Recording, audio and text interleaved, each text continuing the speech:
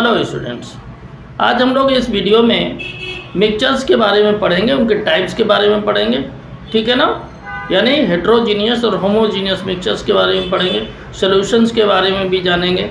ठीक है, तो आज इतना सारा कुछ पढ़ने वाले हैं इस वीडियो में। आप लोग ध्यान लगा करके पढ़ें और अगर वीडियो अच्छा लगे तो लाइक करें, इस मित्रों को शेयर करें। चैनल पर अगर नए हैं तो चैनल को सब्सक्राइब अवश्य कर लें।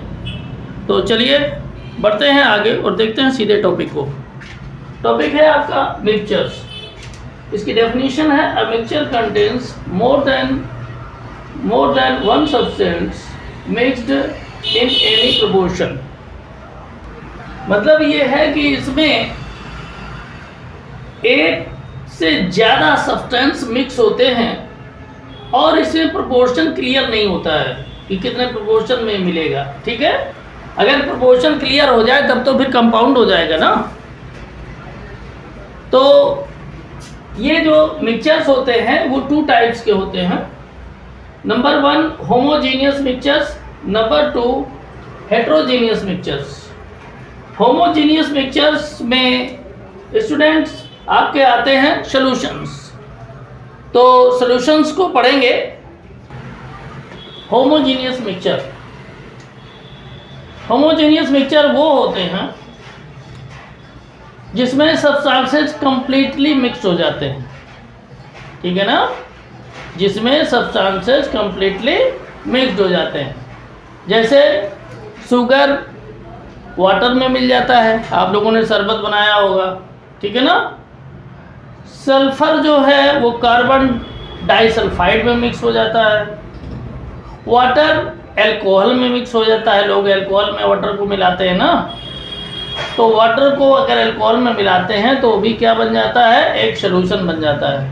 यानी आप ये समझ लें कि ये जो एग्जाम्पल्स हमने दिए हुए हैं 3, ये तीनों एग्जाम्पल जो हैं वो किसके हैं, होमोजीनियस मिक्सचर के। और ये तीनों ही सॉल्यूशन है। क्या है, सॉल्यूशन। क्लियर। तो चलिए अब हम लोग देखते हैं सॉल्यूशन के बारे में। सॉल्यूशन के बारे में डिटेल में पढ़ते हैं।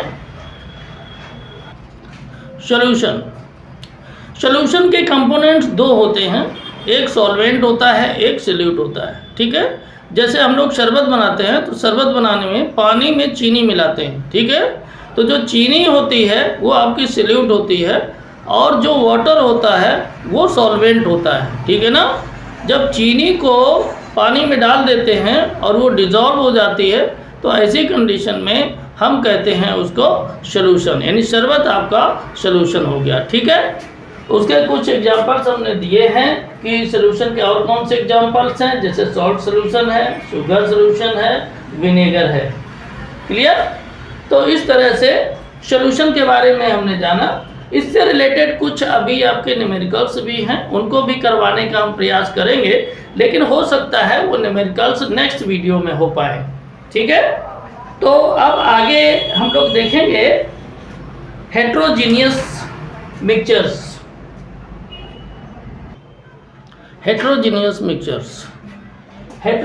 mixtures, those mixtures in which the substances remain separate and one substance is spread throughout the other substance as small particles, droplets or bubbles। मतलब ये है, इसमें जो सब्सटेंस मिक्स होते हैं वो थ्रू आउट, जो एक तो थ्रू आउट स्प्रेड हो जाता है और दूसरा स्प्रेड नहीं होता है। जैसे कि सैंड और शुगर को आप देखें तो सैंड की कंडीशन क्या होगी कि सैंड आपको शुगर में मिलाएंगे तो सैंड अलग दिखता रहेगा, शुगर अलग दिखता रहेगा। तो इस तरह का जिसको हम अलग अलग देख सकते हैं मिक्स होने के बाद भी, तो उसको हम क्या बोलते हैं कि ये हेट्रोजीनियस मिक्सचर है। इसमें आपके ये ध्यान रखें कि जो सस्पेंशन है, जैसे सस्पेंशन है, कोलाइड्स हैं, ये सब के सब जो हैं आपके हेट्रोजीनियस मिक्सचर में ही आते हैं, याद रखेंगे। ठीक है। Suspensions, those substances which are insoluble in water form suspensions। देखिए कुछ सब्सटेंसेस ऐसे होते हैं जो वाटर में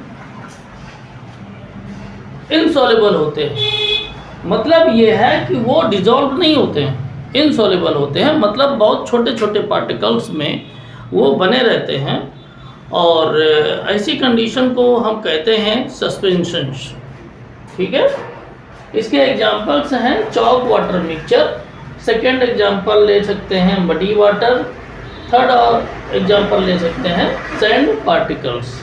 ठीक है, तो इसमें ज़्यादा कुछ नहीं है, बस यही है कि वो सब्सटेंसेस जो वाटर में इनसॉल्युबल होते हैं, ठीक है ना, और उनके जो पार्टिकल्स होते हैं बहुत छोटे छोटे दिखाई देते हैं, तो उसको हम क्या कहते हैं, सस्पेंशन फॉर्म।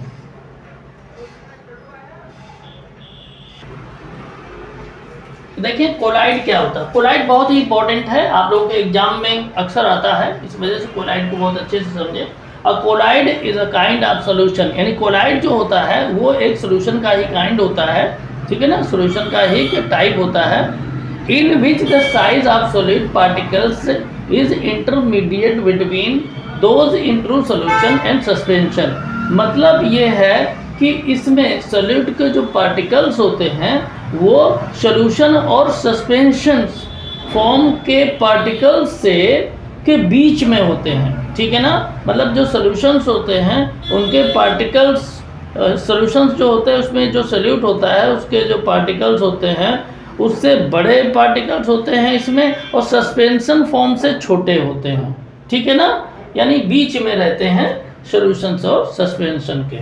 ठीक, एग्जांपल ले सकते हैं जैसे सोप सॉल्यूशन, सोप सॉल्यूशन को आप देखते हैं, इसका starch solution, milk, ink, blood, ये सब इसके एग्जांपल हैं, ठीक है ना, एग्जाम में आ जाता है तो बड़े आसानी से इसको आप लिख दीजिएगा, कोई दिक्कत इसमें नहीं होनी चाहिए। अक्सर आपका कोलाइड पूछा जाता है एग्जाम में, इसलिए इसको आप बहुत अच्छे से तैयार करके जाएं। Groups of colloids, groups of colloids जो हैं वो 7 हैं।